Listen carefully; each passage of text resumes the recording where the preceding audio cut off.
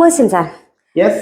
നമ്മുടെ ബുക്ക് സെറ്റിന്റെ പ്രിപ്പറേഷൻ എല്ലാവരും അറിയാനായിട്ട് ഇങ്ങനെ കട്ട വെയിറ്റ് ചെയ്തുകൊണ്ടിരിക്കുന്നത് മാത്സിന്റെ അപ്ഡേറ്റ്സ് ആണ്. അപ്പൊ നമ്മുടെ മാത്സിന്റെ ബുക്ക് സെറ്റിൽ എന്തൊക്കെയാണല്ലേ?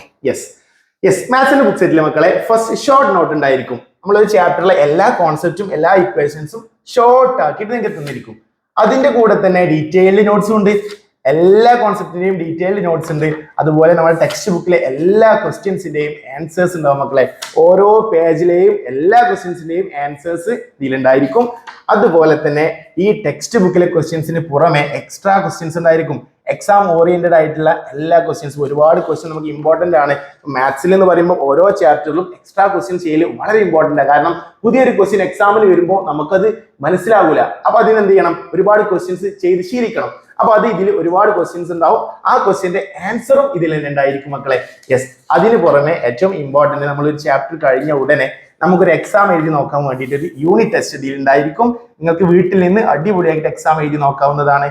അതിന് ഏറ്റവും ഇമ്പോർട്ടന്റ് ആയിട്ട് അതിന് പുറമെ ഇതിൽ കൊടുത്തിരിക്കുന്ന ഒരു ഫീച്ചറാണ് മൈൻഡ് മാപ്പ് മക്കളെ. ഒരു ചാപ്റ്റർ കഴിഞ്ഞ ഉടനെ അതിൽ നിന്ന് ഈ മൈൻഡ് മാപ്പ് ഓരോ ടോപ്പിക്കിന്റെയും ഷോർട്ട് ആയിട്ടുള്ള ഓരോ പോയിന്റ് വൈസ് മൈൻഡ് മാപ്പ് ഉണ്ടായിരിക്കും. ഇത് നോക്കിയാൽ നിങ്ങൾക്ക് ആ ചാപ്റ്റർ ഫുൾ സെറ്റ് ആണ്. ഇതിന് പുറമെ എന്ത് വേണം ഇനി ഇതില്?